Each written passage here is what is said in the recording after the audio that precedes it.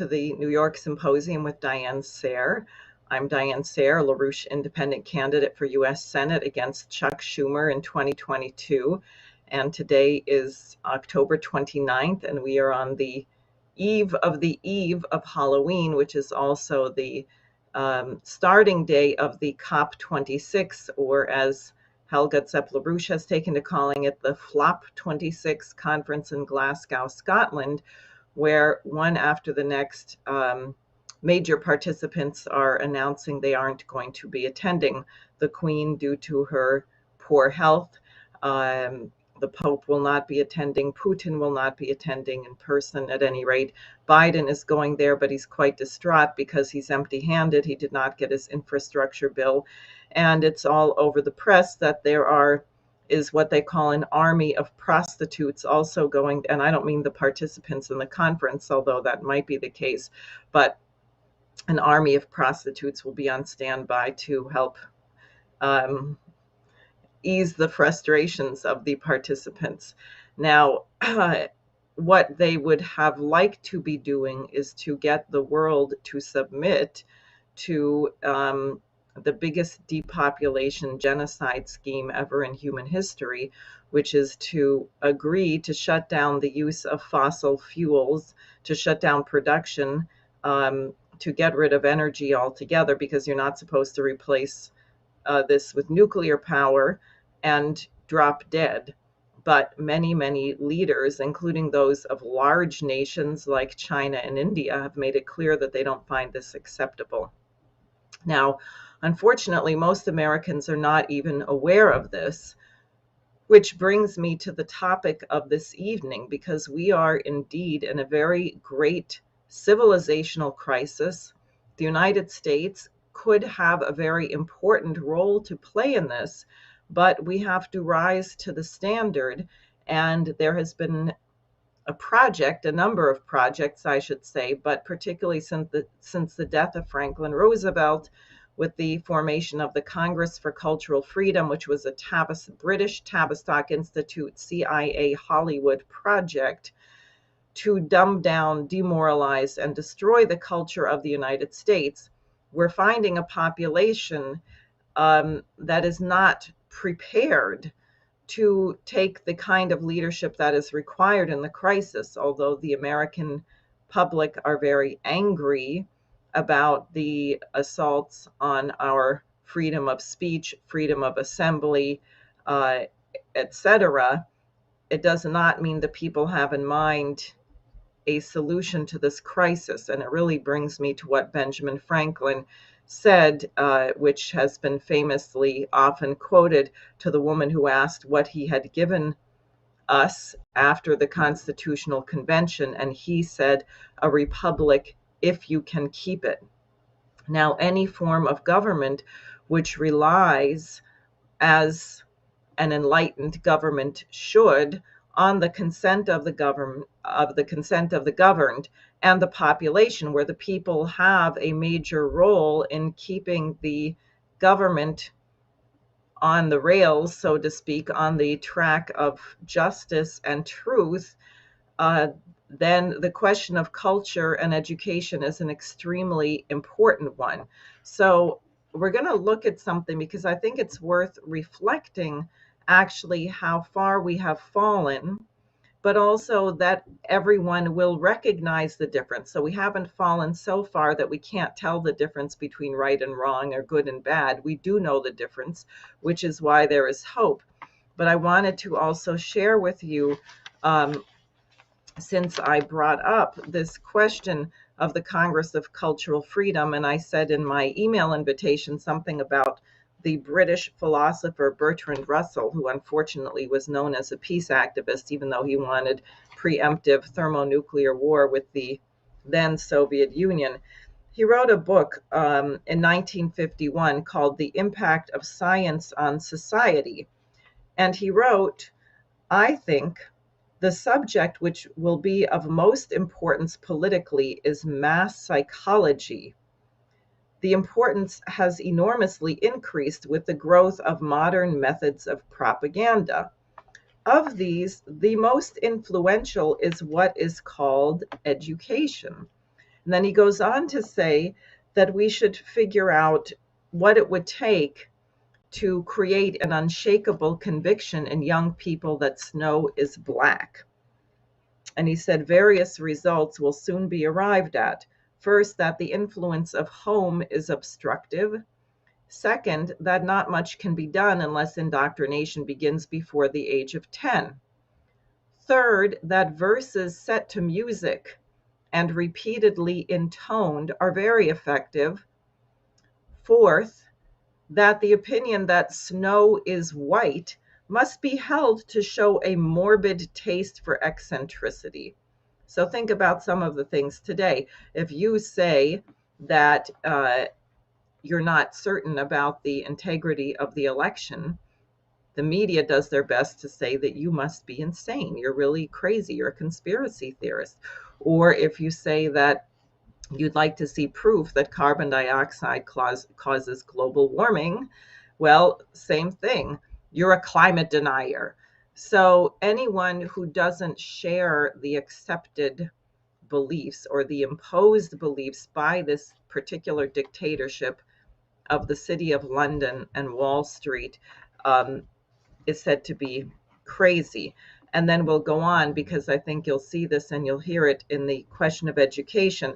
Theodore Adorno in Hollywood, who really hated Beethoven, put out massive slanders, and the whole idea that many of you may have heard, that genius is borderline insanity. It's hard to draw a line between them. Many people who are geniuses are also have mental illness. I mean, this is really sick. It's not true, but Adorno promoted that. And he created the top 40, on the radio, the top 40 rock songs. And he said there's 4 objectives to this change in culture. 1, depersonalization, loss of connection to one's own body. 2, hebephrenia, which is an indifference of yourself toward the external, i.e., we can sit here perfectly calm and happy and gorge ourselves at Halloween and Thanksgiving while 1 million children under the age of 5 die of starvation in Afghanistan, or 100,000 children in New York City are homeless. 3, catatonia. He says this is a similar behavior in patients who have been overwhelmed by shock. And 4, finally, necrophilia. So think about that. This was deliberate. This was deliberately done, deliberately introduced into the American educational system, into the American culture, MK Ultra with the universities and so on, introducing LSD and other kinds of drugs.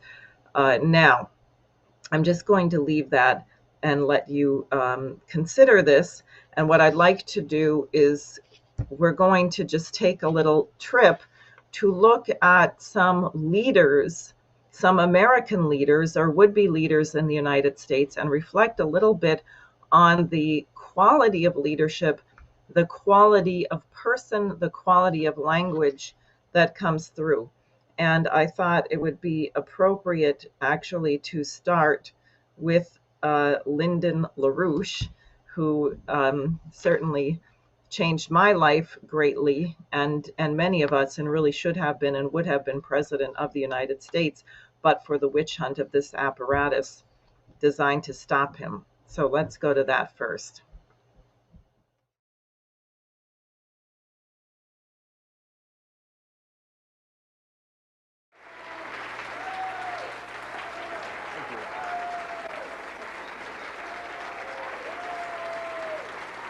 Thank you very much.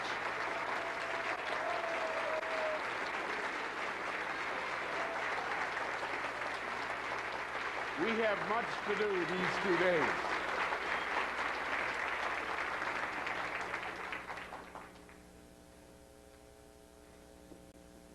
The subject, the actual subject of these 2 days' events is the subject of history as tragedy, because we are living in a real tragedy. When a person says to me, why don't you give answers in bite-sized doses like the other politicians? why don't you take a poll and find out what the people want to hear and state your proposition in terms of the prejudices which they already have, as the polls tell you? My answer would be, I'm not a fool. Because what is dooming us is not Richard Nixon. What is dooming us is not George Bush, much as he tries. What is dooming us is our people. What our people believe. Because these people we like to blame, we talk about the crooked politicians, we talk about the conspirators on Wall Street, we talk about this, we talk about that, always blaming someone else. And if they're a public figure, as in the old days when some people wore top hats, it was more fun to throw a snowball at a top hat. So we always blame somebody else. Now, the job of a leader is not to blame leaders. We can point out some are bad, some are defective, some are utterly immoral, some are barely human. But the problem lies in the people, not in the leaders. So that's very clear, but also think about the way in which Mr. LaRouche said what he had to say, the clarity of it, the voicing, etc. And obviously that was only a short snip. Now what we're going to do is go to Franklin Roosevelt and his first inaugural address, some of which you will recognize. But again, think of the time. Think of what was going on, that you had starvation in the United States, 25% unemployment. People were despairing and desperate and very worried, like many people are currently today with the hyperinflation, the price of fuel, etc. Go ahead. This is a day of national consecration. And I am certain that on this day, my fellow Americans expect that on my induction into the presidency, I will address them with a candor and a decision which the present situation of our people impels. This is preeminently the time to speak the truth, the whole truth, frankly and boldly. Nor need we shrink from honestly facing conditions in our country today. This great nation will endure as it has endured, will revive and will prosper. So first of all, let me assert my firm belief that the only thing we have to fear is fear itself, nameless, unreasoning, unjustified terror, which paralyzes needed effort to convert retreat into advance. In every dark hour of our national life, a leadership of frankness and of vigor has met with that understanding and support of the people themselves, which is essential to victory. And I am convinced that you will again give that support to leadership in these critical days. In such a spirit on my part and on yours, we face our common difficulties. They concern, thank God, only material things. Values have shrunk to fantastic levels. Taxes have risen. Our ability to pay has fallen. Government of all kinds is faced by serious curtailment of income. The means of exchange are frozen in the currents of trade. The withered leaves of industrial enterprise lie on every side. Farmers find no market for their produce, and the savings of many years in thousands of families are gone. More important, a host of unemployed citizens face the grim problem of existence, and an equally great number toil with little return. Only a foolish optimist can deny the dark realities of the moment. And yet our distress comes from no failure of substance. We are stricken by no plague of locusts. Compared with the perils which our forefathers conquered because they believed and were not afraid, we have still much to be thankful for. Nature still offers her bounty, and human efforts have multiplied it. Plenty is at our doorstep, but a generous use of it languishes in the very sight of the supply. Primarily, this is because the rulers of the exchange of mankind's goods have failed through their own stubbornness and their own incompetence, have admitted their failure and have abdicated. Practices of the unscrupulous money changers stand indicted in the court of public opinion, rejected by the hearts and minds of men. True, they have tried, but their efforts have been cast in the pattern of an outworn tradition. Faced by failure of credit, they have proposed only the lending of more money. Sounds very much like today. Again, think of the quality of person, the quality of speech, the musicality, and so on, and the reality and what he was addressing.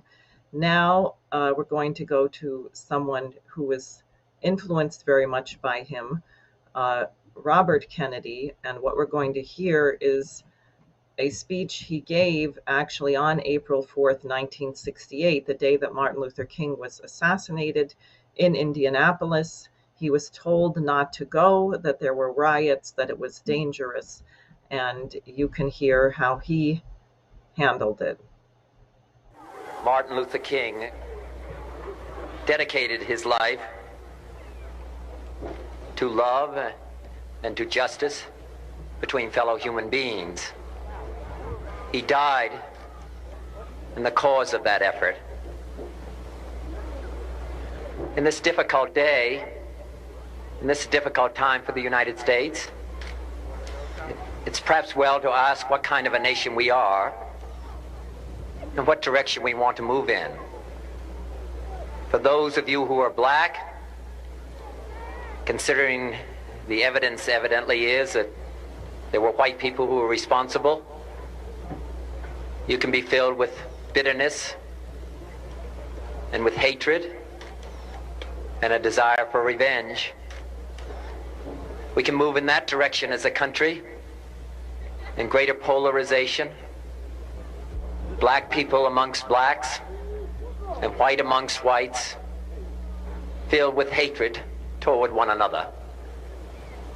Or we can make an effort, as Martin Luther King did, to understand and to comprehend and replace that violence, that stain of bloodshed that is spread across our land, with an effort to understand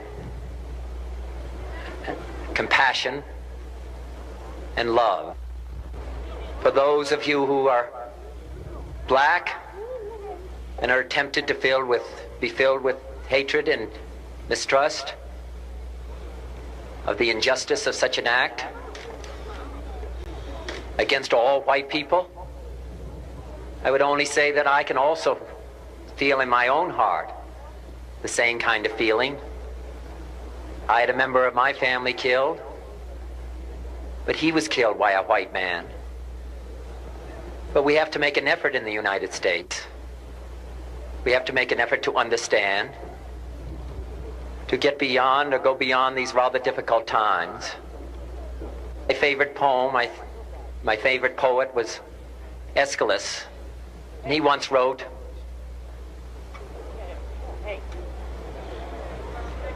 "Even in our sleep, pain which cannot forget falls drop by drop upon the heart, until in our own despair, against our will, comes wisdom through the awful grace of God."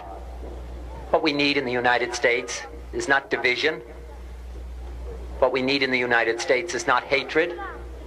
What we need in the United States is not violence and lawlessness, but is love and wisdom and compassion toward one another, feeling of justice toward those who still suffer within our country, whether they be white or whether they be black.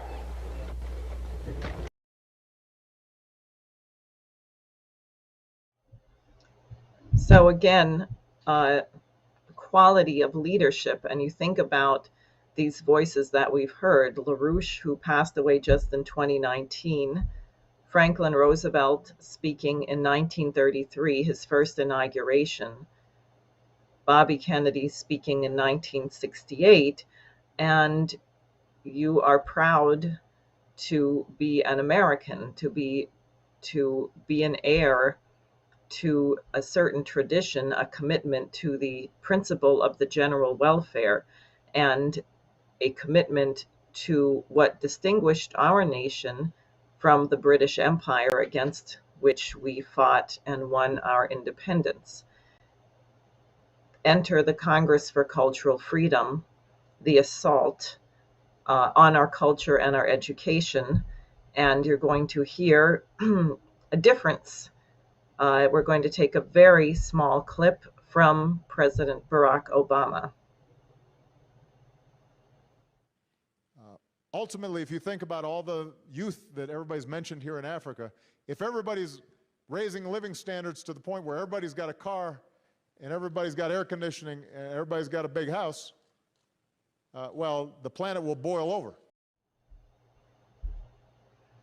So there's the President of the United States speaking to an audience in South Africa, telling them, don't you people think you're going to have the same standard of living that we have in the United States or Western Europe? You people will cause the planet to boil over. And I will say this was not very poetically delivered either. Next, we're going to hear someone who was recently elected in the United States, Congresswoman Alexandria Ocasio-Cortez. The fossil fuel industry and the future of humanity are fundamentally incompatible.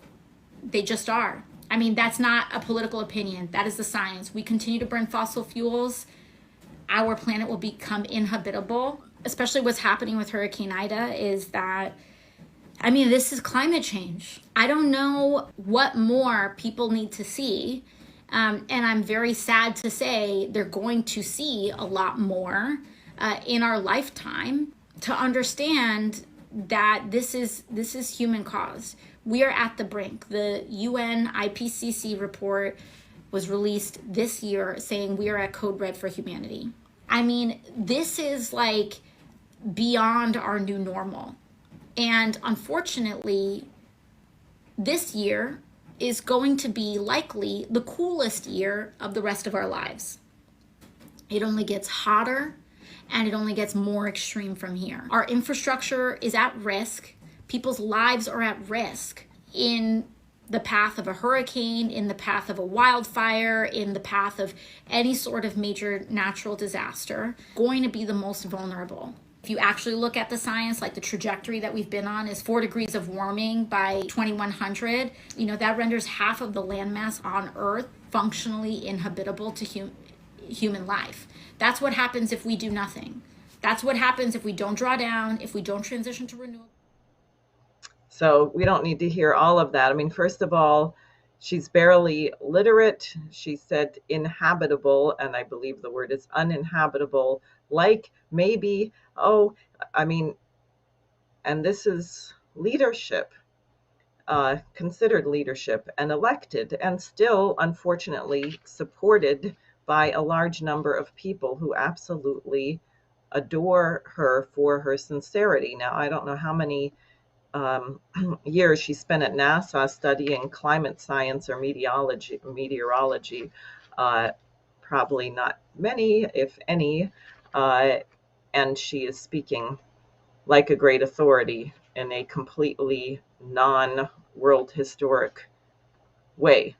Now, I would like you to hear someone who purports to be running against AOC.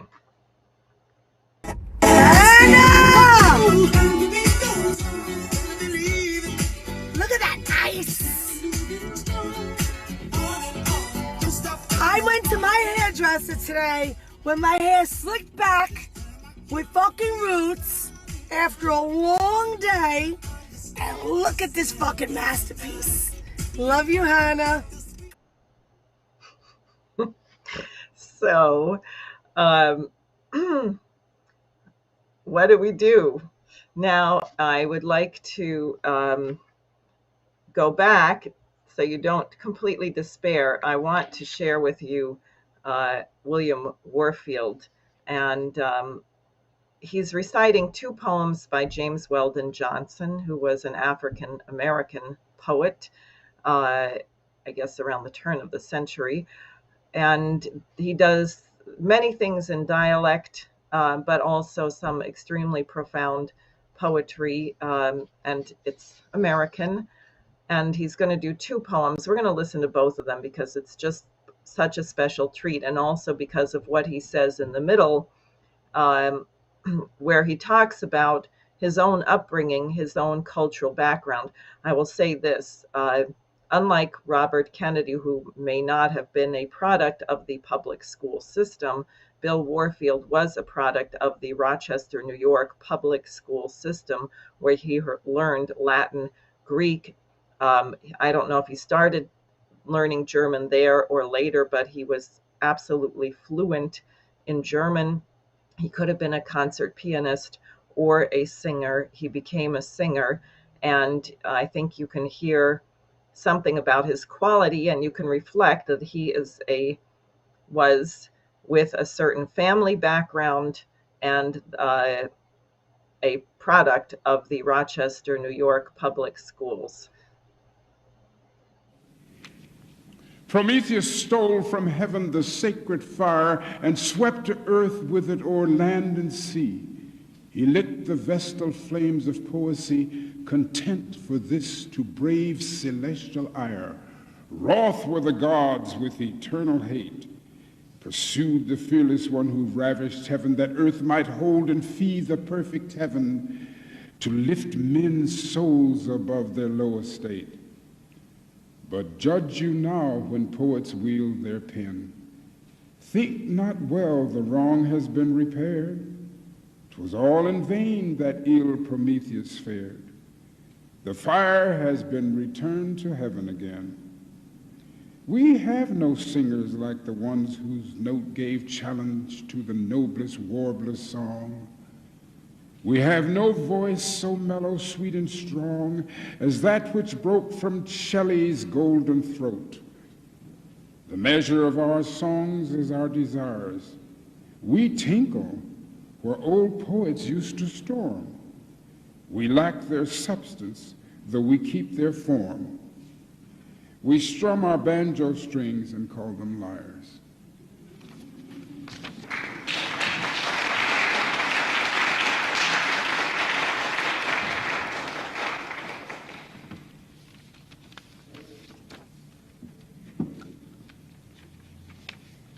I might say, as a personal thing, this particular one is one that I remember from a young boy hearing every Sunday that we had a musical. We always had somebody who was considered one of the ladies of the church who was really into elocution. And this one I remember hearing along with Lies, Lies. You remember that one? Some of you know that one. Along when I was no more than about 12 years old. Go away and quit that noise, Miss Lucy. Put that music book away. What's the use of keep on trying if you practice till you're gray? You can't start no notes a-flying like the ones that rants and rings from the kitchen to the big wood when Melinda sings. You ain't got the natural organs for to make the sound come right. You ain't got the turns and twists for to make it sweet and light. Tell you one thing now, Miss Lucy, and I'm telling you for true. When it comes to rare rock singing, 'tain't no easy thing to do.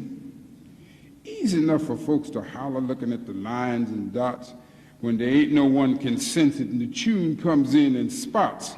But for real melodious music that just strikes your heart and clings, Just you stand and listen with me when Melindy sings. Ain't you never heard Melindy, bless your soul, take up the cross? Look at her, honey, ain't you joking, honey? Well, you don't know what you lost. You ought to hear that gal a-wobbling, robins, locks, and all them things. Hush their mouths and hide their faces when Melindy sings. Fiddling man just stops his fiddle, lays his fiddle on the shelf. Mockingbird quit trying to whistle because he just so ashamed himself. Folks are playing on the banjo, drops their fingers on the string. Bless your soul, forgets to move them when Melindy sings. She just spreads her mouth and hollers, come to Jesus, till you hear sinners trembling, steps and voices timid like a drawing near. Then she turns to Rock of Ages, cleft for me. Simply to the cross she clings, and you find your tears are dropping when Melindy sings. Who that says that humble praises with the master never count? Hush your mouth, I hear that music as it rises up in mounts, floating on the hills and valley, way above this burying sod, as it makes its way to glory to the very gates of God. Oh, it's sweeter than the music of an educated band, and it's dearer than the battle songs of triumph in the land. And it seems holier than evening when the solemn church bells rings, as I sit and calmly listen while Melindy sings. Towser, stop that barking. Hear me? Mandy, make that child keep still. Don't you hear the echoes calling from the valley to the hill? Let me listen. I can hear it through the brush of angels' wings, soft and sweet. Swing low, sweet chariot, coming forth to carry me home,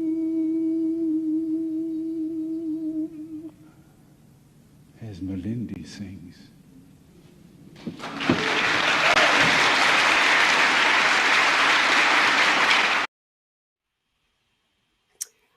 Hi, I'm Leni. Can I be heard? Can I be heard? Yes. Okay, good. So Diane and Richard, the system crashed. So Jose, who's taking care of the technical stuff, is going to try to see to get them back on, but the weather is apparently very bad. So I was going to go next, so I'll do that, and then hopefully we'll get them back on. So it's clear that the way that a society is going, Diane has already indicated it. You can actually, how is society treating the children? How are the society treating the young people? What is the culture for the young people? And then you can sniff where is the society going? What is the society going to be in the future? Because it's the children and the young people who's going to take over our society. If you look at a few hundred years of curriculums, I did that for Europe many years ago, you could actually, out of the education curriculums of the different nations, you could tell where the nations were going. It is that precise. So since for many decades now, the education system, both in Europe and the United States, has been declining, particularly from the 60s, but before that also, but from the 60s, it really took off. Lyndon LaRouche in 1985 wrote a letter to the president of the Teachers Union, where he proposed a education curriculum for the United States. And if anybody wants to have a link to it, you can write in and I'll make sure that you get, or Jose will make sure you get a link to that article. It's a very recommendable article by LaRouche to read about education. What he said was that every child has a right to a 12-year universal education based on a classical humanistic curriculum modeled upon that of Wilhelm von Humboldt.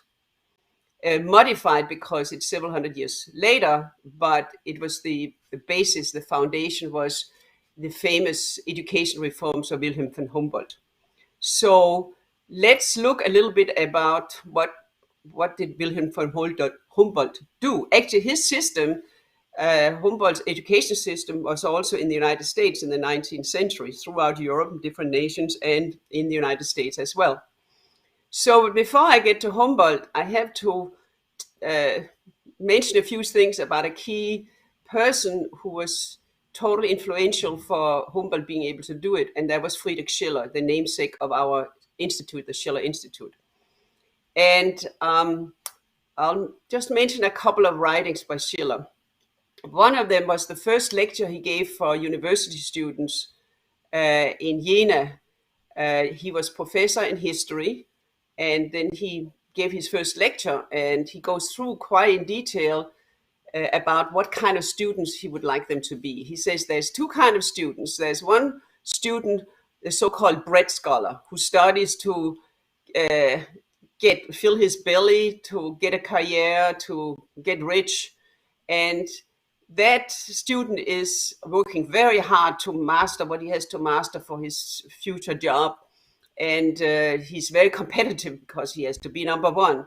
And everybody is, all minds are kind of against him. And if there come new idea out that overthrows what he already learned, he's upset because that means more work. Then Schiller says there's another kind of student, namely that of the philosophical mind, where all the philosophical mind strives for truth, tries to figure out to know as much as possible. All the minds of the history of mankind and present works for such a student, and he knows nothing better than if he has been wrong, that his knowledge is being overthrown. And then Schiller ends up saying, I don't think I need to tell you which kind of student I want you to be. And I have in the end of his lecture, before I say that, what he also calls for in this lecture, he says, look, when you study history way back, thousands of years back, and then you are projected into thinking about the future, because you are looking at the history of mankind, mistakes that were made, breakthroughs that were done, renaissances. And he says, when you think like that, then your brief life becomes much easier to live, because you become a member of the human species. You get that as a species character. You're not German, Danish, American, or whatever. No, you become part of the human species, and your life becomes much easier. So in the end of this first lecture, he says to the students, first slide, please.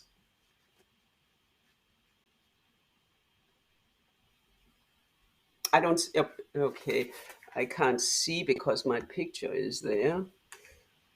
Can you remove my picture? You can move it yourself if you click it. No, I can't get it away from the text. That's my problem. Oh, maybe I can just move it up and down. Okay. Within us, a noble desire must be kindled to contribute from our own means to the rich legacy of truth, morality, and liberty, which our ancestors have bequeathed to us, and which we must now pass on to our successors. A desire to link our fleeting existence with the imperishable change that winds through all generations of mankind. Next. As diverse as your destinies may be in the great world, still every one of you can contribute to that end. With every worthy act, a pathway is open to immortality, where the deed lives and hurries on, even should the name of its author remain behind.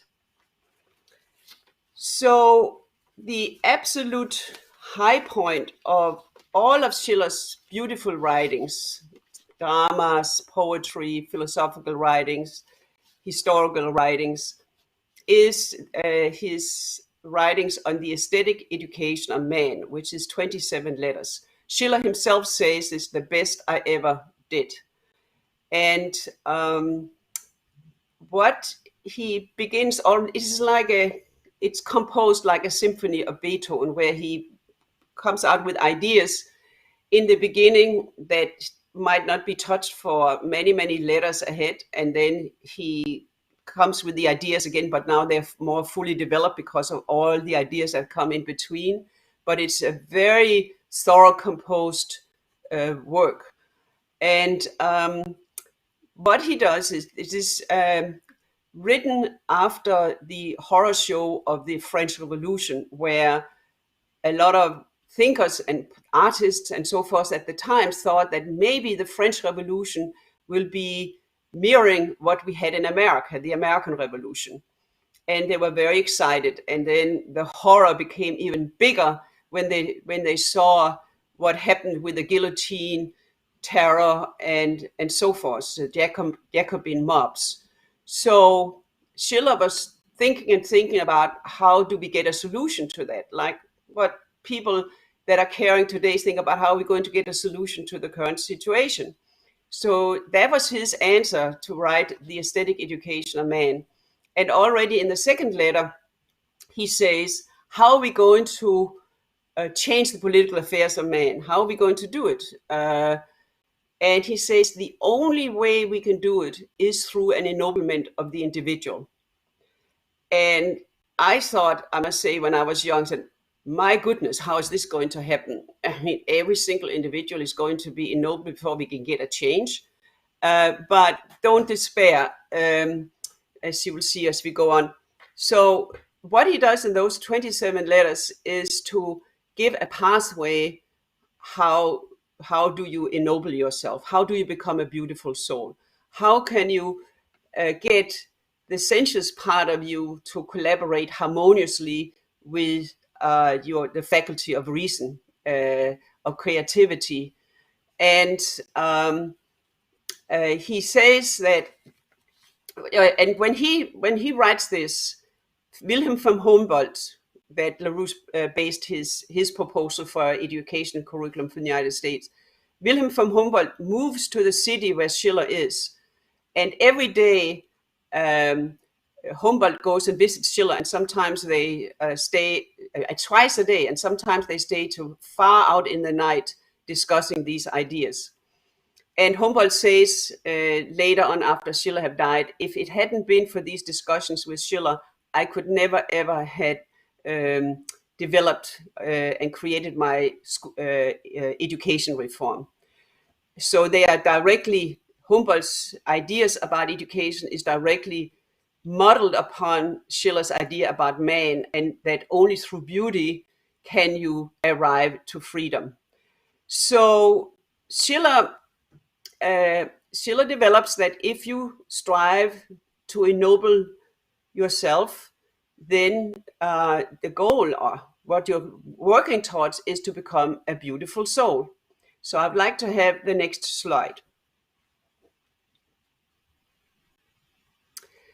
We call a soul beautiful when its moral sense of all human experience has become so steadfast that it can confidently let its emotion serve to guide its own will without any risk of coming into contradiction with its own decisions. The individual actions of the beautiful soul are therefore not moral in themselves, but rather are so by virtue of its entire nature. Next one, please. Oops. No, next one. Oh yeah. So the emotion for the beautiful soul is love. And Schiller says, love is the leader and home of all virtues, and it is necessary to practice it with all one's might. For love is man's mind, soul, and righteousness is man's. No, that's just wrong. Can you get my the previous one? I'm sorry. Yeah. The only free, this is the one I wanted. The only free sentiment of that of love for its pure stream flows from the fountainhead of freedom from our divine nature. And then let's stop there. So, so before going to Humboldt, I'm going to talk about, both because I hope Richard comes back, what he's going to talk about, and also because I just think it's a very wonderful thing to see that people far away in space and time can develop the same ideas. It's such a testament to the human nature. So I want to talk about Confucius just a little bit. He lived 2,500 years ago, and he was an educator by excellence. Actually, on his birthday, that is Teacher's Day in China. It's being celebrated to this day. And also, just with some few breaks, like what we had with the Cultural Revolution, which was just 10 years. But Confucius' teachings has been a rock of Chinese culture, whether people are Taoist or Buddhist or whatever. But culturally, what Confucius taught is like in the very fabric of the way the Chinese thinks about society and themselves. So the key in Confucius is self-perfection. And Confucius says that political harmony is only possible from a foundation of moral harmony. Very similar to Schiller, that only through an ennoblement of the individual can you have a change in the political affairs, where he says political harmony is only possible from a foundation of moral harmony. And then Confucius says, it's very brief, he says, we are each born with 5 virtues, like we inherit 5 virtues when we are born. And it is our duty to develop those 5 virtues to the fullest. And if we don't do that, then we are playing thief with ourselves, which is not good neither for us nor for the society. And of those 5 virtues, for time reasons, I will not mention them all, but one of them is love. And Confucius says, if you have not love, all the others don't mean anything. Love is the highest. Love encompasses all the other virtues. And so in order to do your duty and develop all these virtues to the fullest, Confucius say that you have to use cheng, which is freedom from all deception. That is, you have to be absolutely truthful. And all of us know that you can maybe fool other people, but you cannot fool yourself, when you are not true. So I would like to have the where Confucius talk about love, because that's so close to Schiller. We already had it, but let's just take it again. Love is the leader. This is Confucius. Love is the leader and home of all virtues, and it is necessary to practice it with all one's might. For love is man's mind, and righteousness is man's path. Very similar to what Schiller said concerning love is the emotion of the beautiful soul. But also, if you think about the Bible, that if you don't have charity or agape, nothing else counts. So, can I have the next slide? This is Confucius. He says, only he who is fully true to himself can assist the transforming and nourishing powers of heaven and earth. Able to assist the transforming and nourishing powers of heaven and earth, he may with heaven and earth form a triad. And it is also, there's more quotes to it, but for brevity, I didn't take them. But this is very similar also to Schiller's thinking about both what I said before with love and self-perfection, but also what you do with it, namely becoming a beautiful soul and a leader. Confucius say when you're 70 years old, if you have self-perfected, then you can do anything you want without fearing of transgressing what is right. So now I come to Humboldt. I just thought that concerning different cultures, we are one mankind, and the human spirit, with how that functions when it's the very best, is a very good example with Schiller and Confucius. So Humboldt, as I said before, he moved when Schiller was writing on the aesthetic education, a man, he moved there. He talked with Schiller every day, twice a day. But apart from Schiller, there was Leibniz, what he was schooled very in depth in Leibniz, which became also, I mean, mainly that the striving for truth is the purpose of your life. This is the meaning of your life. And Humboldt was a philologist, that is a master of languages. He himself knew 47 languages, and he said you can never learn too many. That in order to understand your own language, you have to learn other languages, because through learning other languages, you get to see your own language from outside. Each language has its own geometry of thought, how you express this thought, and also, of course, of sound. And you can think about languages in some language of hearing, with speaking, recitation of poetry, song, and of course speaking. Language of vision, which includes geometry, the plastic arts. I'm probably forgetting some things. And then you can think in terms of an overlap of the language of hearing and the language of vision, namely in polyphonic music, concerning the geometry of the music and the hearing, listening to the music. And I want to, what Humboldt said, let's get what he thought about language, because this is completely, Diane touched upon it, concerning how people talked before. And I would like to have the seventh slide, I believe it is. The next slide, Jose, please.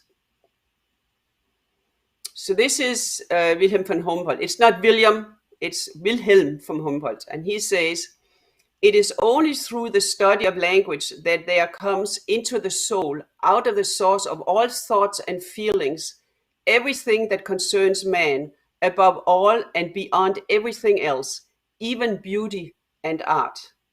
Next one. Language is, as it were, the external manifestation of the minds of peoples. Their language is their soul, and their soul is their language.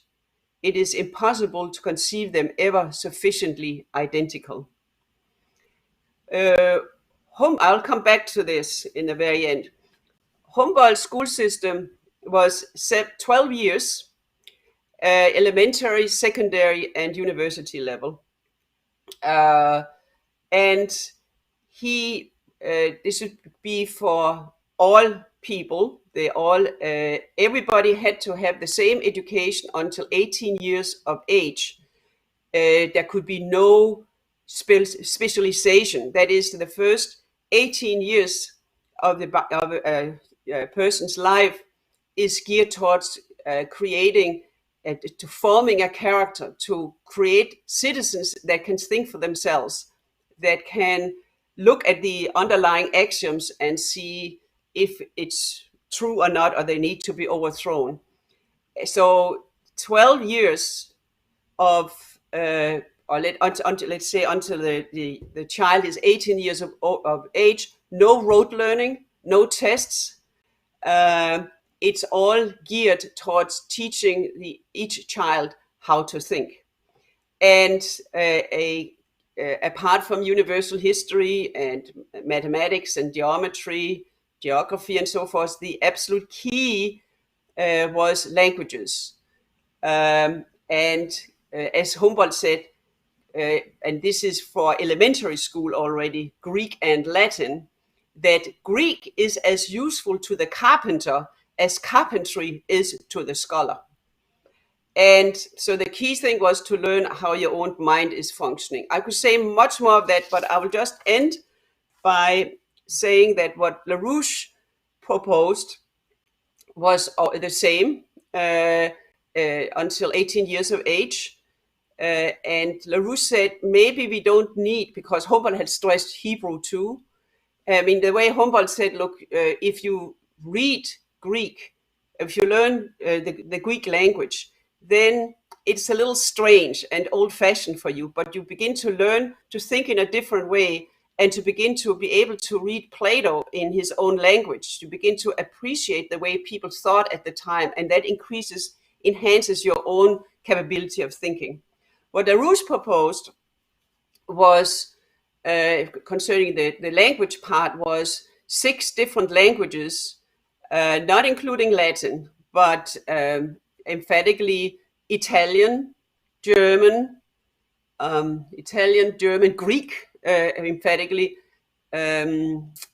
Sanskrit, and one of the languages also should be a non-Indo-European language, because all the languages I just mentioned was Indo-European. And I can also say, for people that don't know several languages, that for each language you get to know, it becomes easier to learn more languages, because you begin to have a sense of how you look for the geometry of the language. And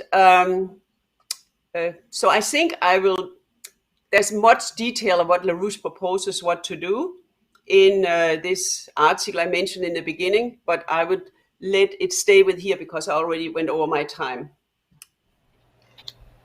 Richard's back! Great, thank you.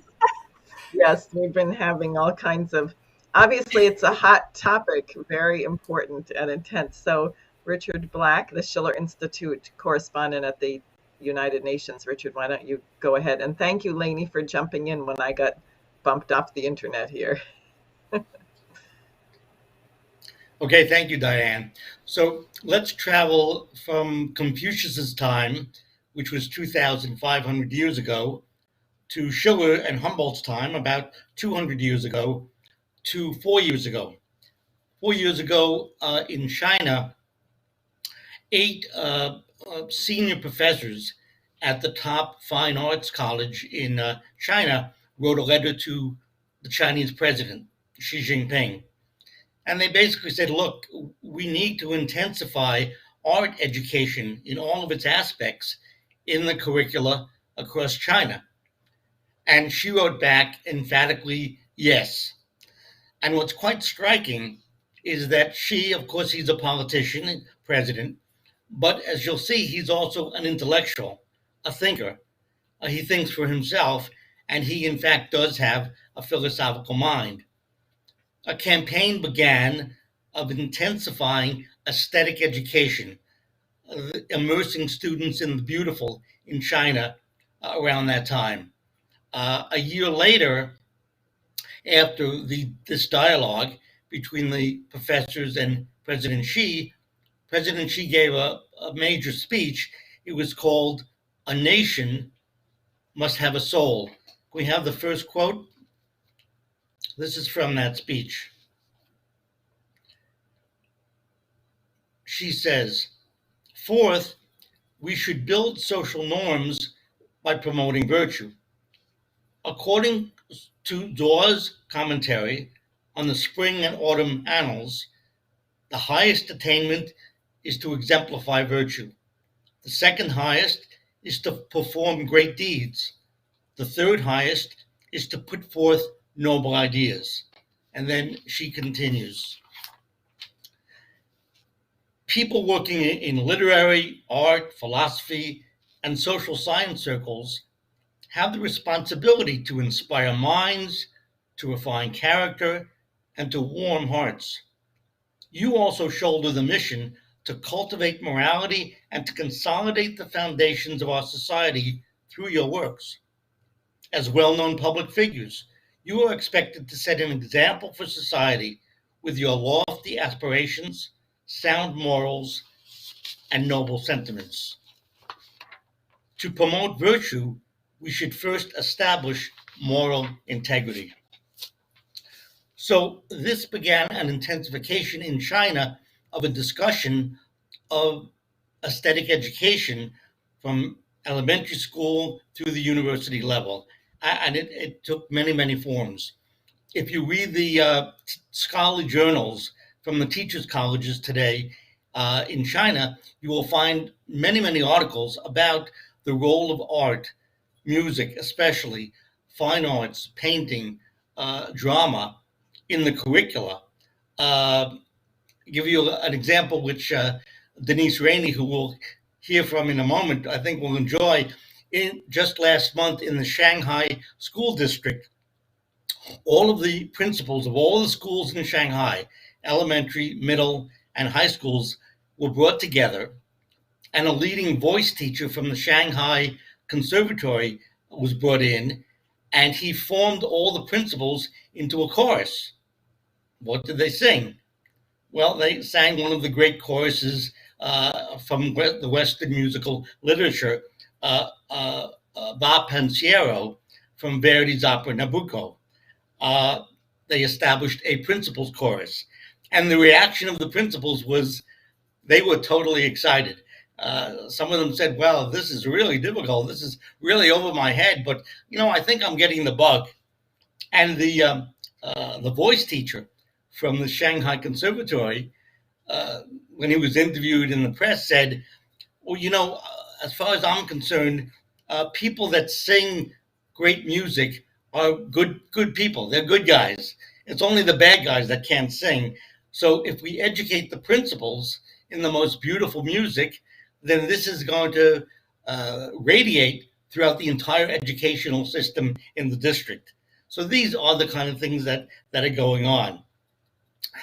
This is also, there's a certain context in which this is proceeding.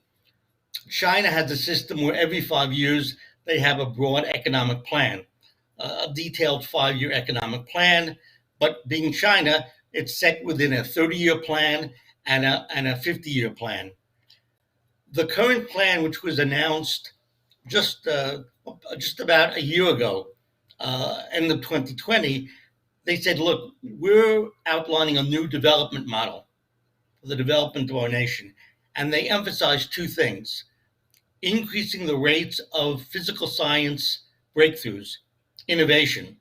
How do we upshift the educational system so creativity itself is the engine of new insights in how the universe works, and aesthetical education? In fact, one of the leading economists, when he was premiering this 5-year plan, said, we're going to work towards shifting the national GDP spectrum to spend 10% on aesthetic education, which, if you think about it, is astounding. And there are many things going on.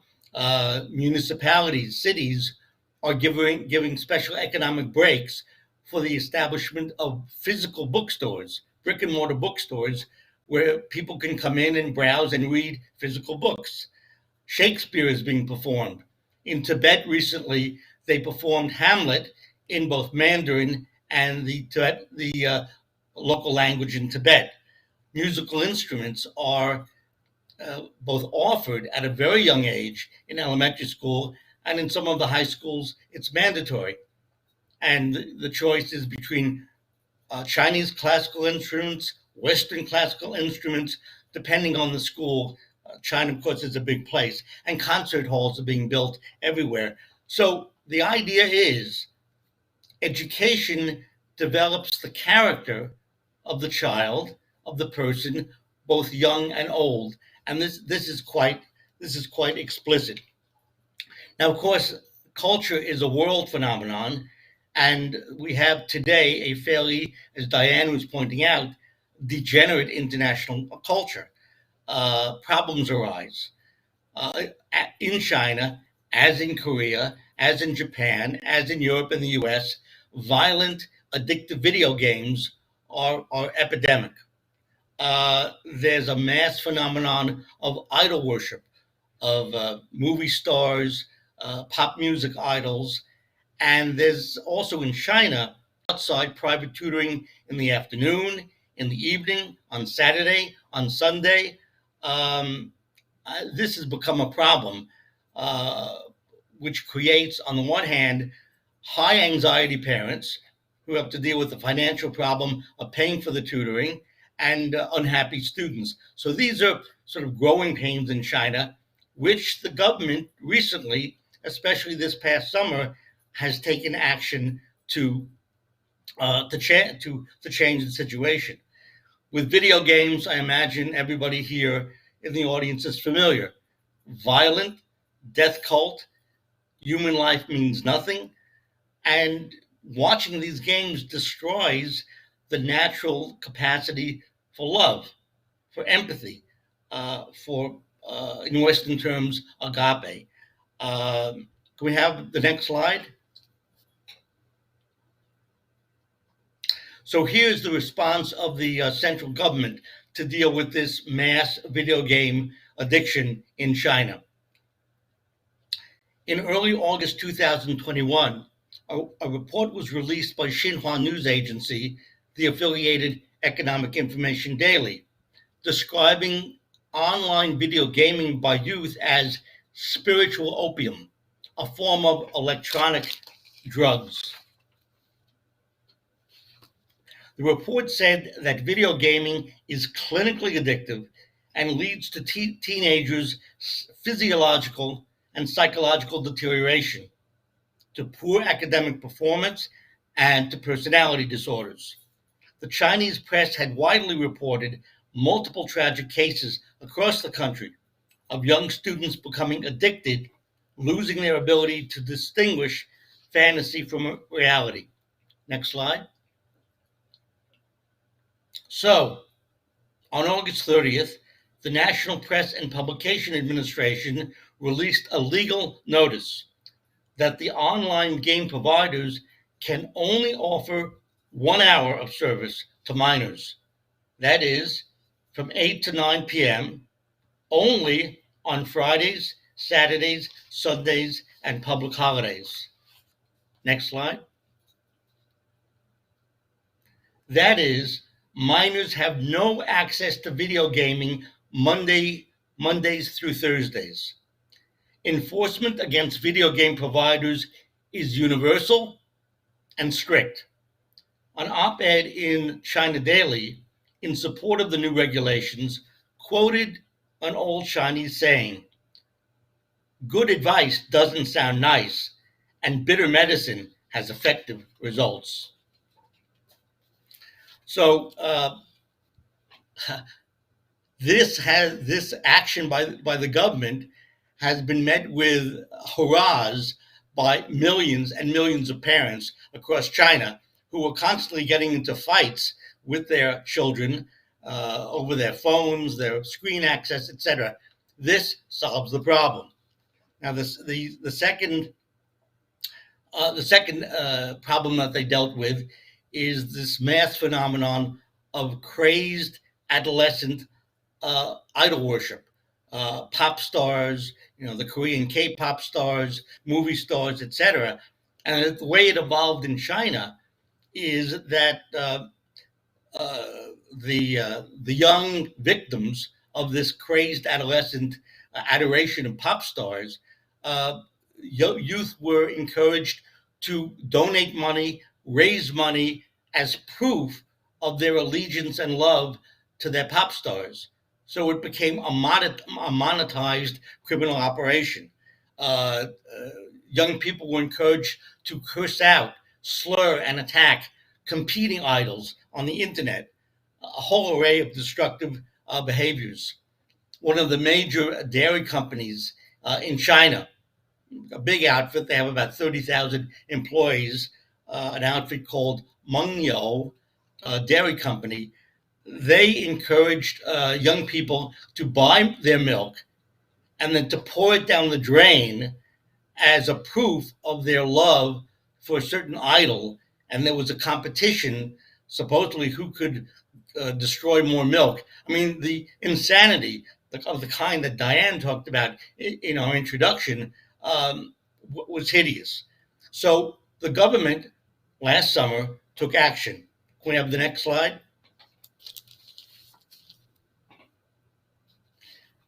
The Cyberspace Administration of China has removed over 1,300 chat groups, 4,000 online accounts, and 814 online topics that purportedly misled people to follow stars in an improper manner.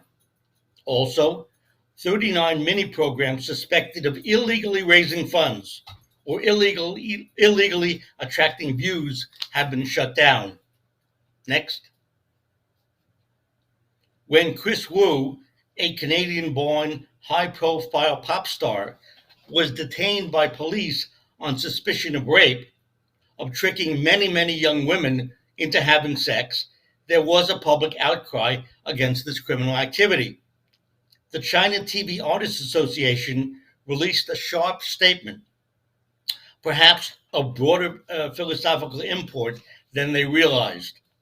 They said, quote, "No one has the privilege of doing whatever they want, no matter how much support they get from fans or how many online views they can attract."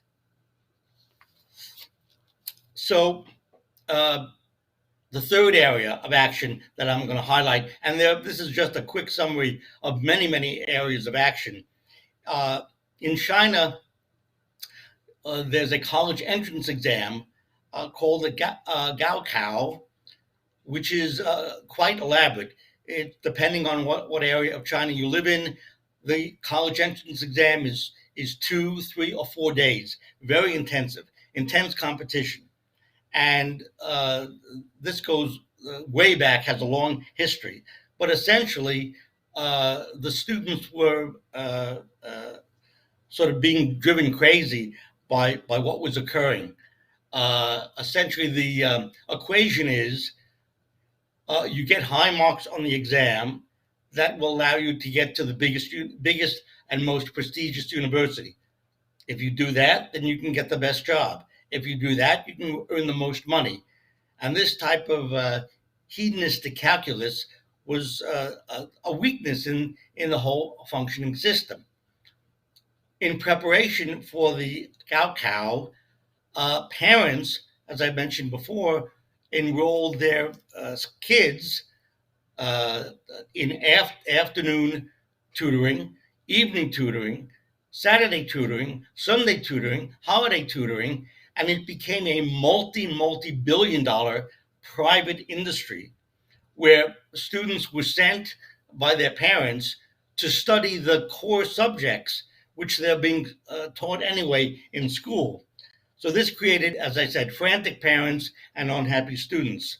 Well, the Chinese government said, this is not good, and took action. If we have the next slide.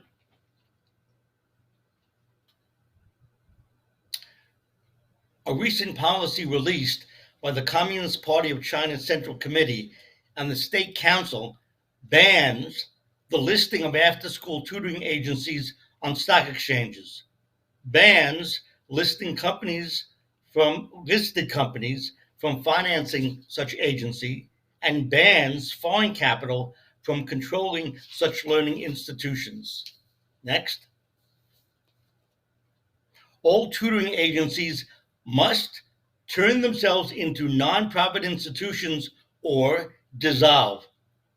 And they may only offer non-core curriculum subjects, for instance, calligraphy, dance, tai chi, and painting. Overnight, this mass multi-billion-dollar industry must transform itself or go up in smoke. So there were various people in the United States and in Asia who were investing big money into these high-profit tutoring companies. The government acted, and basically overnight, either the company shut down or reorganized themselves into nonprofit operations, and a lot of people lost a lot of money. So the government in China is taking aesthetic education, the minds and souls of their young people, very, very seriously. And the leadership is coming from the top. As here in the United States, John Quincy Adams, FDR, Lyndon LaRouche. When the leadership has a clear idea of the development of the people, then the nation can rise to the occasion. And well, I'll end with a quote from President Xi Jinping, which was his response initially 4 years ago to the 8 college professors of art who urged him, let's do something about aesthetic education. Can we have the last slide? As reported by Xinhua News Agency, President Xi replied to the professors, praising their efforts and stressing the importance of, quote, strengthening aesthetic education to ensure the healthy growth of the country's youth, both physically and mentally, noting that aesthetic education plays an important role in shaping a more beautiful mind, and that it is necessary to improve it. So I'll end there.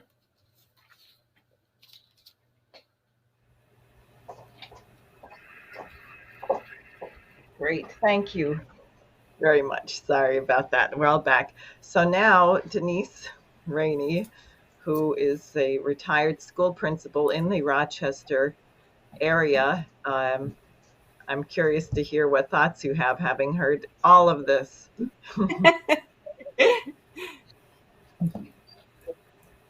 Okay, so to respond to what I've heard, I've got so many bulleted points here, and in the interest of time, which we've pretty much almost run out of, I'm just going to touch on a few highlights. Both Confucius and Schiller's articulations of the goals of education and the development of a beautiful mind raise to a standard the ideals of what the best of education would be internationally. And to grasp and internalize these ideals, a student, regardless of age, must be highly literate and connected by teachers and family to a quest for personal growth with the goal of serving others. What has been defined as aesthetic education and the realization of the true self and the becoming of becoming human. And I understand Schiller's point that this level of literacy must begin with the mastery of language. So obviously one's first language, and per Humboldt, language frames the ability to think and conceptualize, and learning other languages broadens that diversity of thought because, as Leni pointed out in her article, Humboldt explained how thinking in different languages causes us to think with diversity and divergence. If we have not fully mastered our first language, we're never going to be at a point where we can broaden that thinking through other languages. And disappointingly, I have seen over my 40 plus years working in urban education that the development and the ability to think and be truly literate in English as a first language has declined over the years. And language has almost been substituted with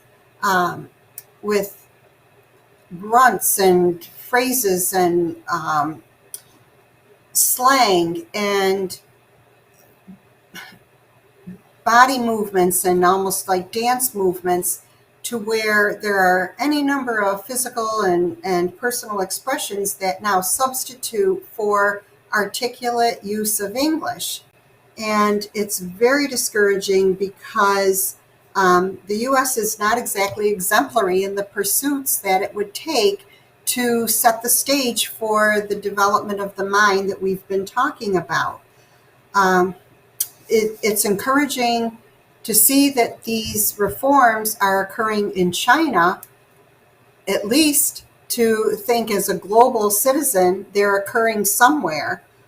These are disappointingly reforms that could not occur in American education at this point in our political milieu, because there would be, instead of cheers, as Richard said, by parents when certain things were changed, there would be protest. How dare you tell me what to give my child access to, or how dare you take away my child's access to such things as video games and the pursuit of fun activities. It's encouraging to see that Chinese principles, and for example, in the chorus that was put together as Richard described, reflects an understanding from the Chinese government that the impact of leadership at the school level is critical. And I think we've lost sense of that here, all the way from the beginning of this sharing, where Diane was pointing out the importance of intelligent, focused, and true leadership.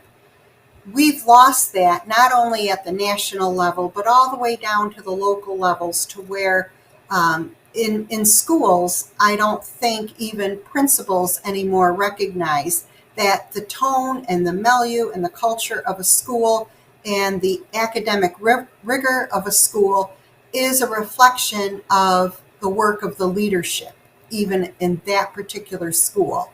And at a district level, the leadership of the superintendent, and so on. The very revamping of the educational system that needs to occur in the U.S. is reflected in what Richard shared of an article he wrote outlining this. And one of the key things I noticed to be different is rigor versus remediation. And working in an urban district for, as I said, over 40 years, what I've come to see, especially in the last 10 to 20 years of my experience, is that our education is largely focused around remediation of basic skills. And there are numerous reasons for this. Among them, the fact that our busy family households limit parent-child discussions, limit the focus on homework, limit interactions within the family that prompt learning and thinking, the impact of cell phones, of video gaming, of endless channel choices on television.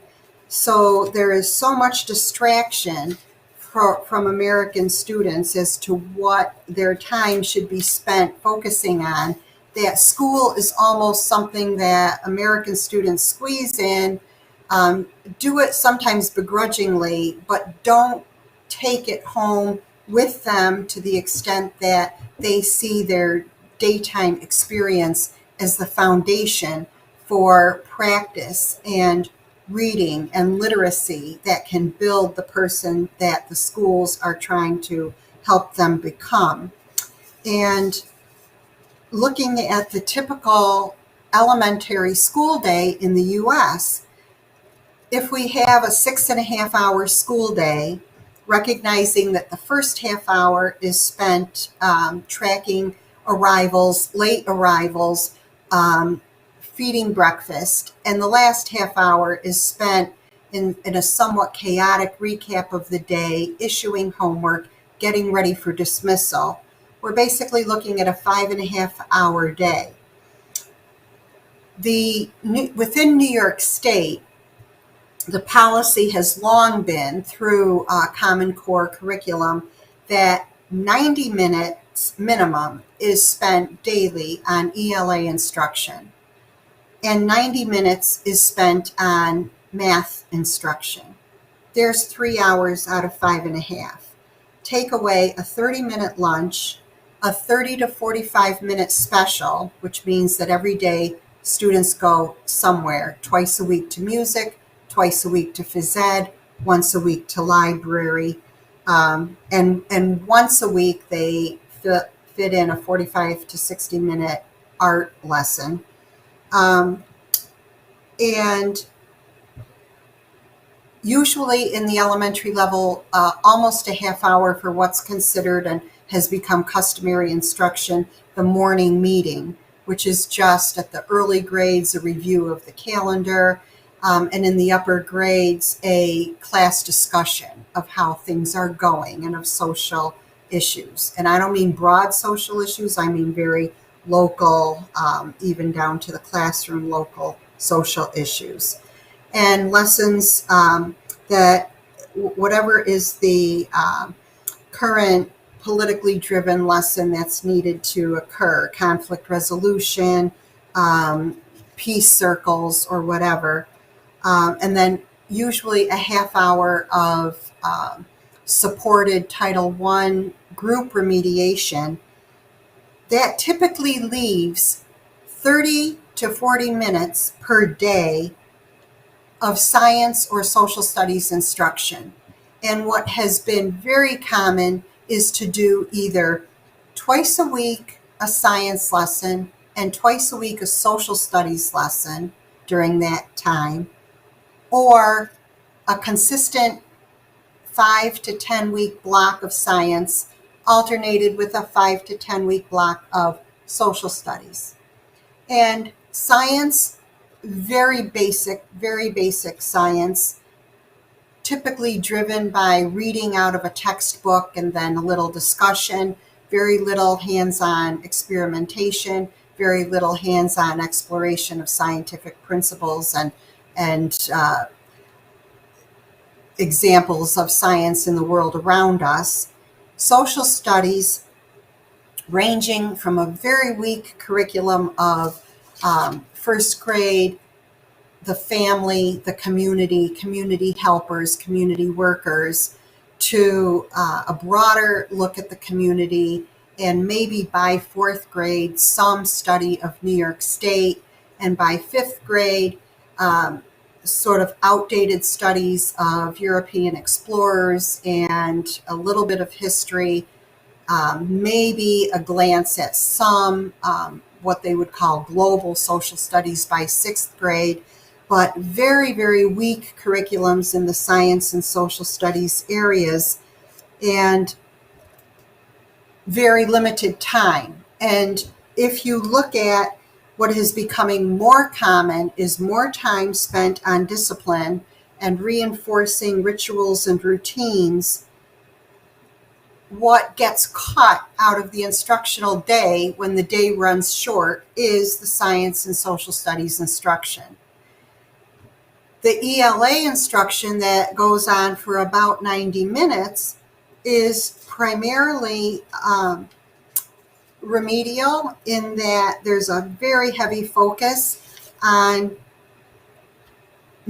basic reading skills. And reading, the traditional trajectory was that first graders would learn to decode and actually read words. Second grade, the emphasis was on decoding more complicated words and building fluency. Third grade, the focus is on comprehension.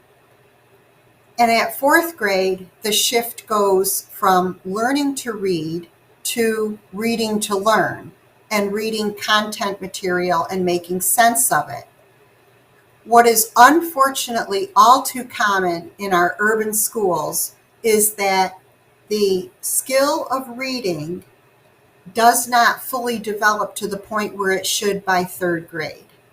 And again, many reasons for that, including the fact that a lot of our students come into kindergarten really never having been exposed to reading at home. They are not in literature-rich or text-rich home environments, and teachers spend a lot of time introducing texts and reading aloud to students who have no prior experience with that, and trying to introduce them to a text-rich classroom.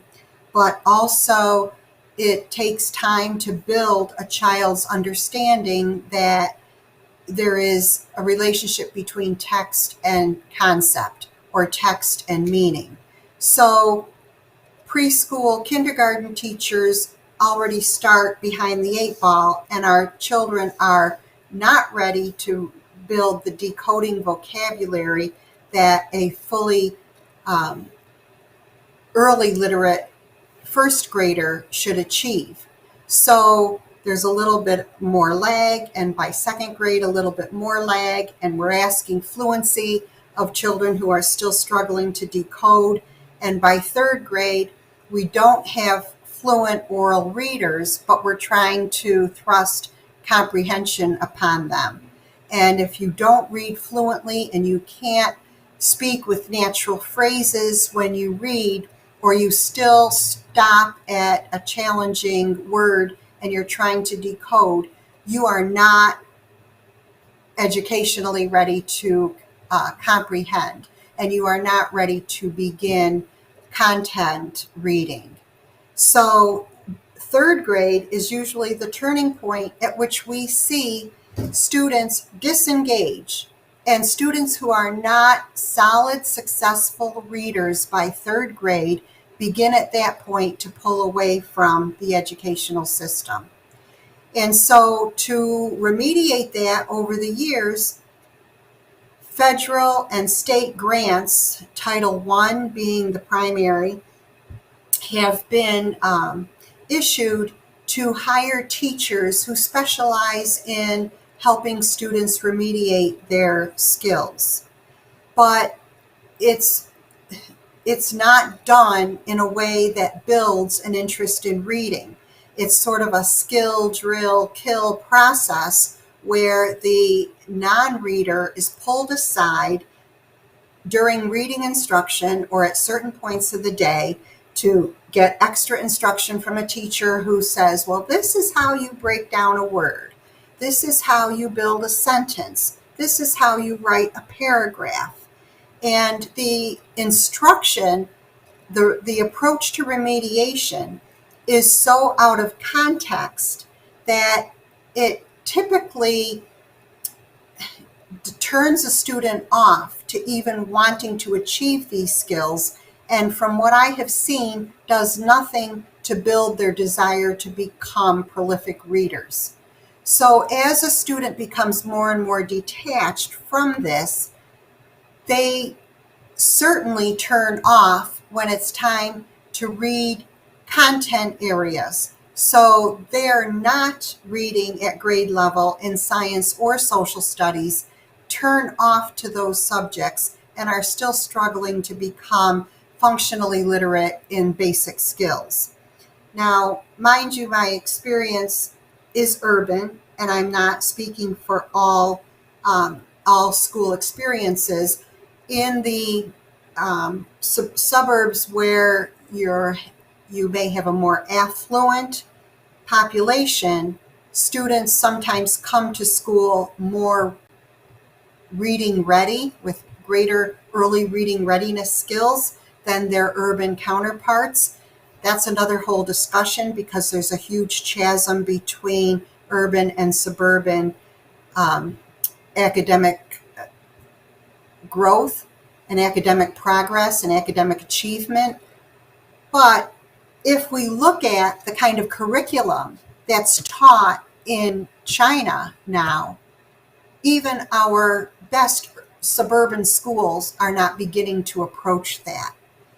If you go online, you can look at sample questions from the Gaokao. It is so comprehensive and so far advanced from what our students are doing that it's mind-boggling to see that on top of that, students taking the Gaokao are expected to understand foreign language and American history well beyond the level that we require of our high school graduates. So imagine the comprehensive scope of the math and sciences that are taught, and the world history. that is commonly studied in China. My initial reaction, or my frustrated reaction, is that the chasm will grow, and with the reforms that China is implementing in their educational system and the drop that we're seeing in our educational proficiency, in 10 years, the chasm will be so great that Americans will be at a loss to make sense of how America has fallen so far behind.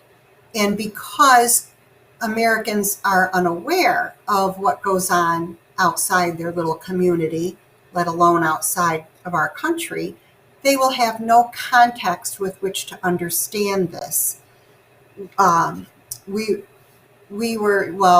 Richard was talking about the obsession that has been building in China with celebrities and stars. That has built in the US over such a long period that even our news coverage is a quick few minutes of local tragedies or local headlines, and then the rest of it is consumed with national celebrity news and sports, and weather and sports and national celebrity news. So it is such an obsession that it is condoned and promoted by American media at the expense of any news that really tells Americans what's going on in the real world. So Americans have no idea of how China is progressing. And when they're told that China is landing on the other side of the moon, the only thing Americans know to say is, well, that's because they steal our technology. So unfortunately, the understanding of this chasm will be lost on I think, many Americans. And how we could bring some of what China is doing to reform its educational system to the U.S. would be a very important discussion, because that's going to be exactly what's needed if we're going to be competitive, if we're even going to raise to any standard of understanding, even where we are in the world in comparison to other countries. So the biggest takeaway is that, thank goodness, it's happening in China, because it certainly needs to occur somewhere. Great. Thanks so much. So we are going over, but I don't mind going over a little bit, because I think this is so important, and I'm sure that people listening are really riveted. Denice, that picture you gave, frankly, is terrifying. And I think if you reflect on what William Warfield said, he was hearing these poems of Paul Laurence Dunbar at church, that it wasn't only the school, that he was part of a culture. And also, if you think about the cities like Rochester, Buffalo, in New York, but around the country, they were formerly industrial cities with highly skilled workers.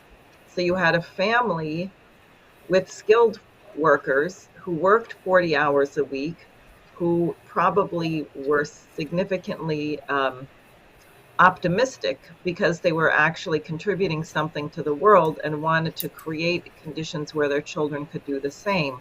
Now, people are working 3 or 4 jobs, or they're working some crazy gig, quote unquote, gig job where they work 1 million hours, or God forbid, they're trafficking drugs or whatever else they're doing.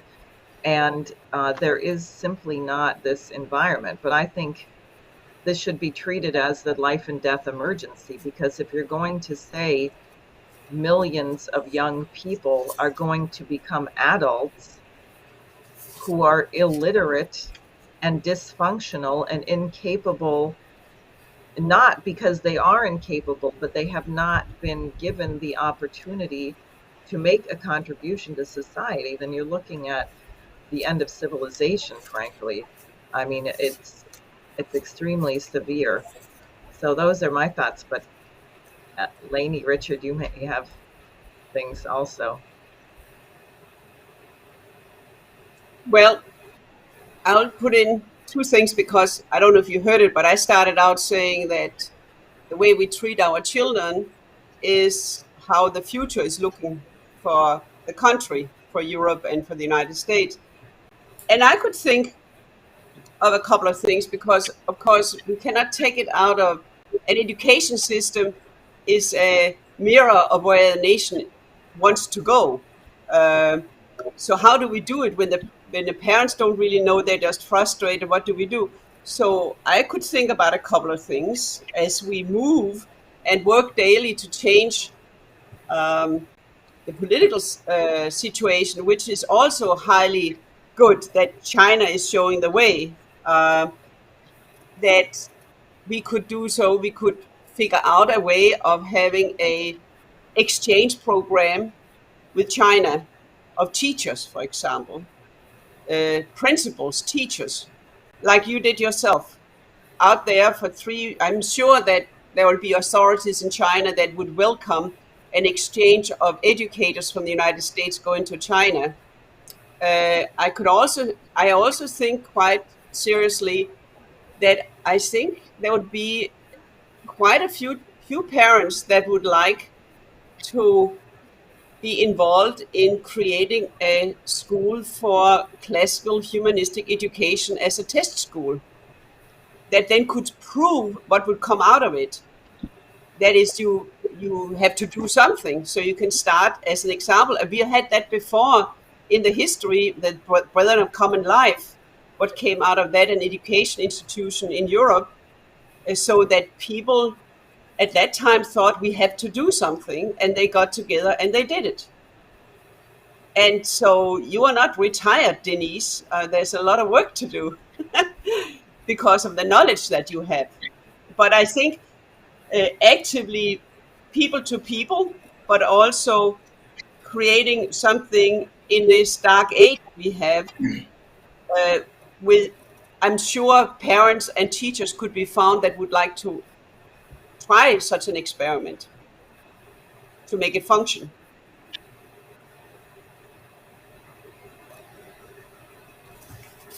Well, I had two thoughts, Denice, listening to your reflections, which is one, we're talking about for the United States, not starting something new, but organizing a rebirth, a renaissance.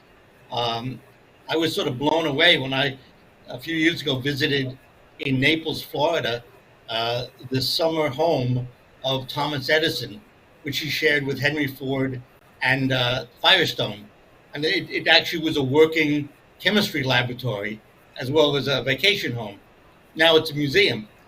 So anyway, there's a beautiful exhibit on a program that Edison ran, because he had recently been the inventor of the light bulb and general electricity for New York City.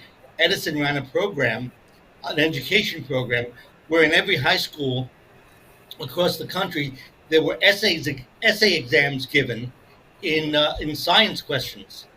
And the winners in each high school came together in New York with a big competition. So there were 1,000 kids from all over the country who were brought to New York City. They were in a huge auditorium, and they were all given a series of science questions. But they weren't math questions. They were all essay exams. So the students were given a conceptual series of questions on matters of scientific method, and they had to write in their blue book the answers and justify the answers. And when I saw that, I was completely blown away, because even when I was learning science in high school during the NASA space program in the 60s, there was much too much drill and grill. And rather than the science of hypothesis, what was discussed is science is trial and error. So anyway, I'm just saying, it's in what China is doing is in our bones, and we just have to find the political pathway to revive it, which is why I'm so glad that Diane is running to be U.S. Senator, because it really does have to come from the top. The second thing I thought of is that I wrote a handful of articles in the last year about what China is up to. And several of our organizers in the Schiller Institute reported to me that those articles and short videos I've made are circulating like mad among young people. So there is among people in their 20s, early 30s, a tremendous interest. What is going on in China? What do they have that we don't have? And this is from all kinds, left wing, right wing, no wings, young people. So this question is fired the imagination because China is doing it. You know, this question of language, Leni, someone wrote in that they were thinking perhaps some of the second generation immigrants also have a big advantage in that they speak more than one language. And when I saw your paper and you said that Humboldt studied 47 languages, and I thought that must have been a typo. It just seemed unbelievable because a language is a culture. It puts you have to go into a different place. Everything's not a linear translation. I think also it also increases your capability for having empathy for other nations, for other cultures. That's a really good point. Also, what you showed, again, this question of love being primary in both Schiller and Confucius. Yeah. I don't know if you're on there, because I thought about it today, and really Confucius has been the rock of China. I'm really convinced that the reason that China could come out of being taken over by foreign powers again and again, actually when they took over China, they became Chinese. They were not anymore from Mongolia or Manchuria and so forth. They became Chinese. And I think Confucius being this rock, just with a few little interruptions through its history, but has always been this, and that is self-perfection. So anyway. But I think, I mean, little kids, like what Richard referred to, young people and little kids, all of us know little kids, they want to explore, they want to know. And then what Richard referred to the young people's response to his articles. If we go out there and we do things, there will be a response, because that's really the human nature.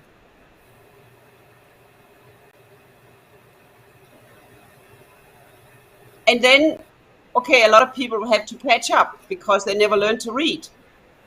Granted. And that's terrible, because you take a life away from a young child if you deprive it from learning how to read comprehensively.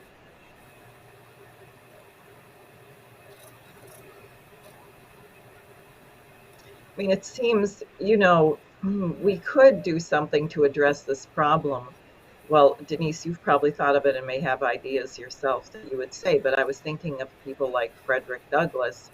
I'm not sure how old he was when he learned to read, but slaves were strictly forbidden from learning how to read. So he fought to do it, and I don't think he was 6 or 7 years old. I think he may have been a bit older than that, and became a brilliant reader, orator, had a mastery of language. So clearly it's not too late, but you would have to have a program that actually was engaging, where people were, in a sense, connecting the reading with language right away very quickly somehow. Or Lincoln.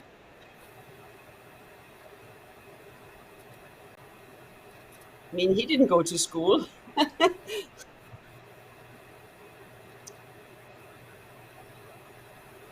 I mean, it's quite, go ahead, Denice, you're going to say something? Just that proficiency in reading comes from doing it. And one of the mistakes we make in early education is that we've broken the process of reading down to a set of skills. And we teach those skills in isolation. And we give our students too little exposure to actual text and to text that will engage them in meaningful ways. If we can put the right books in the hands of our students early enough, often enough, and ongoingly, I think that would increase not only the depth and quality of literacy among our students, but the interest in reading what every author might have to say. And we have to do this in order to move our students beyond just picking up a chapter book every once in a while and thinking that they're demonstrating literacy. And our students don't have a broad enough repertoire of authors, and they certainly don't have a repertoire of international authors. To American students, Confucius is almost a cartoon character. All they know about Confucius is that he left the world with many wise, quippy sayings. Probably couldn't tell you much about his life. My brother made an interesting comment when we were talking earlier this week, and he said, if you ask the average literate American who Germany's greatest poet was, they would probably say Goethe. Yet if you asked the average German or other European the same question, they would more likely say Schiller. So there's a disconnect in the U.S., I think, between Americans not understanding the importance of being well-read, not only within their community and within the authorship of what Americans have to say, but internationally. And somehow that's a bridge that needs to be built also. Well, I have a proposal. Well, maybe we need more exchange. Go ahead, Leni, and then Richard. Well, I have a proposal that maybe Diane and you, Denice, will help us, could have a brief platform for Diane's senatorial campaign for the education policy. For Diane's education policy. What do you think about that, Diane? Uh-oh, I think she left us. Oh. No, I think she's there. No, Hello? The internet, yeah. Yeah. Uh-oh. Oh, shoot. Oh, Sorry. you're there. You're here. Yeah, there's You're here. someone that keeps... Yeah? Okay. Sorry. Yeah. They keep doing something with the internet here. But Richard, why don't you go ahead? I think you... Yeah, I think Leni and I have been working together too closely and too long. I had virtually the same idea in a different form, which is, Denice, what you're saying, I find explosive, that there's a certain flaw that crept in terms of the way we teach reading. I mean, the first thing I thought of, it would be terrific if you would write a paper simply on that topic with certain reflections, and then we could circulate it at teachers' colleges across the country and get a debate going. And certainly Diane could use it in her campaign. But I find that mind-boggling. You know, that reading, what's reading? It's ideas, it's conceptions. It's from the top down. If you teach reading letter by letter, you never get there. So I find what you're saying is totally explosive.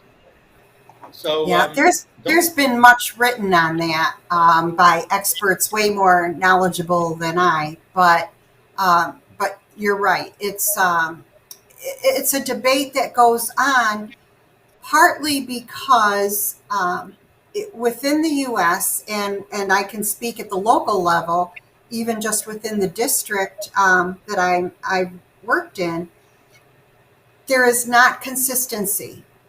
There's, there's not that continuum of developmentally appropriate instruction with logical sequence. There are frequent profit-driven changes in curricular materials used by a district And that sabotages consistency in instruction, and it disrupts the continuum of what is developmentally appropriate instruction. For example, a textbook company that wants to sell a new line of readers or instructional materials will approach district leadership and sell their wares, and the district leadership buys in. And so 3 years after one curriculum is introduced, everybody's told, oh, no, hold on, now we're going to go with this publisher, and everything shifts. And in the process, there's no consistency, and you lose students because you're shifting instructional strategies and materials and cohesiveness. That's one of the reasons that there's not that building. It's not precept upon precept. It's hither and yon and random. And there's been much written about that, but it's almost like a reflection of the whole profit, capitalism, encroaching upon education. Education in this country is seen as a huge money-making industry as opposed to an altruistic effort at bringing our children along to where they should go. There are other factors as well, but that's, certainly one of them. Yeah, I think the whole charter school movement, in a sense, is that. I mean, once you say, because I can see why people, given the sorry state of affairs, would want to have a charter school. But if you're going to say, well, we're not going to have every person educated, then you can be a great genius surrounded and well-educated, surrounded by a whole bunch of people who are not. And then what are you going to do? It's sort of like the situation in New York in some schools where 50% of the classroom is homeless. Well, you may not be homeless, but if you're in a class with 50, if you're in a 25 or 30 person classroom and 15 of them are homeless and therefore distracted and hungry and smelly and disturbed, what can you learn? And then what can you do with what you learn? So the point is, there has to be a thought for society as a whole. And back on this, I mean, what you see is that clearly China takes seriously the young, that it's recognized that this is the future. And somehow in the United States, there's been such a cultural shift to worshiping a profit at the expense of everything. And we also heard it during COVID, if you remember. I forget who it was, a mayor or someone in Texas who said, well, I don't mind, I would die. We should keep the businesses open, even if all of the senior citizens die, because then our children will have a future or something. I mean, it was absurd. What future do you have if all the senior citizens die? It doesn't make any sense. But it was presented in such a way. So there's really something a little screwy about our thinking. But if we reflect back to the beginning, what's clear is I think everybody watching can see a difference of quality between a Lyndon LaRouche and an Alexandria Ocasio-Cortez, or a Franklin Roosevelt and Barack Obama, or what Robert Kennedy, whose own brother was assassinated, could bring to bear the day that Martin Luther was assassinated, even with riots breaking out and everyone telling him not to go there, that people can recognize a certain quality and therefore say, well, I want to be like that. I want my child to be like that. And then you change what you're striving for. And I do think, and I say this over and over, but I'll keep saying it until it really sinks in, that it's my sense that Americans, and I think Western Europeans as well, have very much shrunk. We have come to accept very low standards, and we think things are good merely if we're not on the brink of being evicted. We're not on the brink of some major disaster, or if if we haven't lost a relative in the last 3 years to a drug overdose, as opposed to actually thinking where mankind should be, how many geniuses we should be producing. Because if you look at the United States in history, it's remarkable the number of really excellent leaders that have come somehow out of this nation. So where did they come from? What is that? What are the universal qualities of that? And then you see these things that resonate so strongly, this commitment to the general welfare, this idea of love, of mankind. And that's what we have to fight for. And these are universal, so it shouldn't be that hard.